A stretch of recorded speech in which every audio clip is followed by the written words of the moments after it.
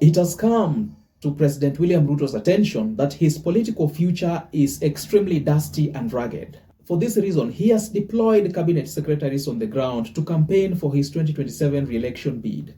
John Mbadi is one such person who, instead of keeping his mouth shut and working for the people, he goes around explaining to his Luo Nyanza backyard why they should not blame William Samoei Arap Ruto for the current lack of money in people's pockets. The video is here with us.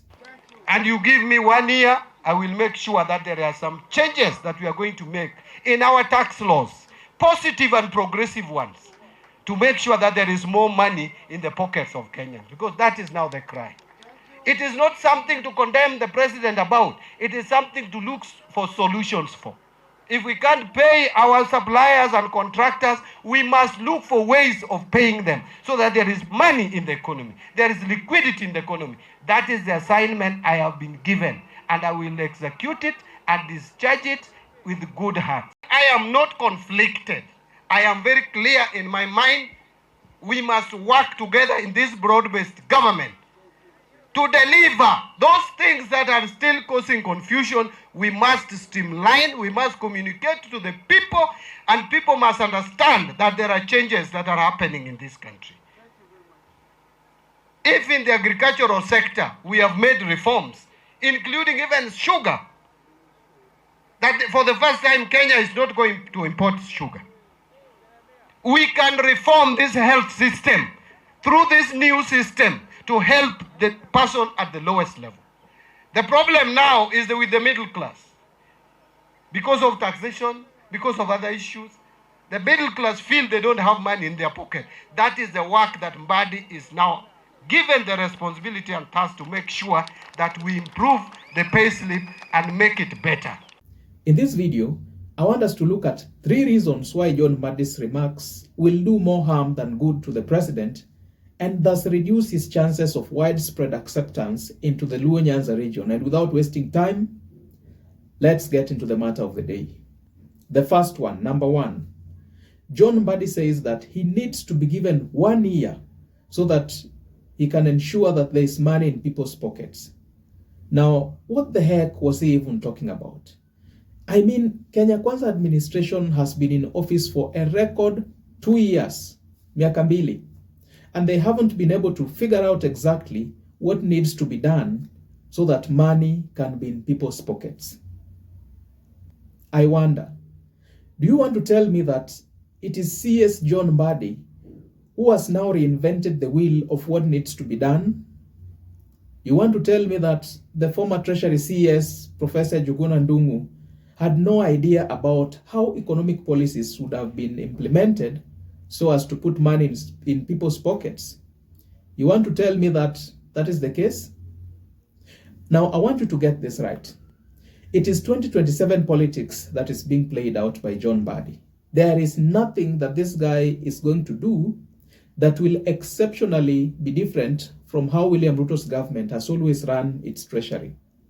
Mbadi is simply vote hunting in Homabay on behalf of William Samoei Arap Ruto. He is simply saying that, okay, I understand life is hard and there's no money in your pockets and there's nothing different that I will do to change this situation, but please remember to vote for William Ruto in 2027. What a shame. The people of Nyanza are no longer ignorant. They will not vote for somebody merely because Raila Odinga or John Mbadi has said it. Number 2, yes, the statements of Treasury CS John Mbadi might draw a significant number of people towards William Ruto, but I can assure you that they will not be getting closer to William Ruto so as to vote for him or even endorse him, but they will be getting closer to William Ruto to eat his money that will be ready to dish out from now henceforth until 2027. These people already know that William Ruto has a lot of money to spend, and they are more willing to take the 500 bob or even the 200 shillings that the likes of Professor Tom Ojianda was dishing out shortly before William Ruto arrived in Kisumu. Believe me, if William Ruto gets back to Nyanza again, he is likely to gather as much larger crowd than the one that we saw in Kondele a few days ago. And this is just because the people already know that there is free money to be eaten while there is Kalonzo Musyoka or Okiya Omtata to be voted in as president come 2027. Number 3, when William Ruto took the oath of office as the 5th president of the Republic of Kenya, he had gathered a lot of respect from the international community, and the expectations of his administration in Kenya and beyond were extremely high. But look what happened. He has been flagged by the US government for having contracted a corrupt company. Just imagine. This corrupt company called Adani Group.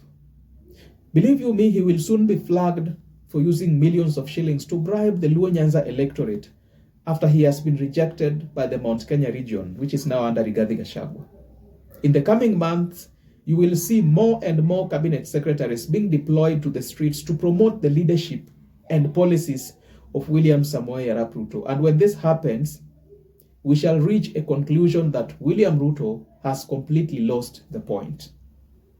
This situation can be likened to a politician hiring a celebrity to perform so that he or she can influence the voters' opinion. Now, such kind of tricks essentially cannot work because the people's opinion is already made. I do not understand how a celebrity dancing to a loud music in a moving vehicle can influence me to vote for somebody I do not want. The Nyanza region's political opinion is sealed. I promise you that they cannot and will not vote for William Ruto, no matter how many cabinet secretaries and influencers are deployed to the ground to pave the way. Remember what happened to the Azimio coalition in 2022. Remember what the Azimio coalition did in the last general elections. These guys hired Tanzanian music star Diamond Platinum to influence the voters' opinion. But we all know what happened. We all know how it went. Raila Odinga lost the elections and the millions of shillings that were paid to the influencer Diamond Platinum went in vain. Just recently in the United States, they had their elections. The Democratic Party hired celebrities, the likes of Lady Gaga, to influence America's choice of president in favor of Kamala Harris. But we all know how it went. Kamala Harris lost the elections massively to Donald Trump. It will be the same thing here in Kenya, I promise you. No matter how many foot soldiers are deployed to the Nyanza region, the people have already made their mind, and nothing except genuine progress and development will change their mind to vote for the Kenya Kwanza administration again in 2027. At the end of the day, guys, this is just but my opinion. Do let me know what your ideas and thoughts are in the comment section below. Don't forget to like and hit the notification bell for more informative content such as this. More importantly, remember to subscribe.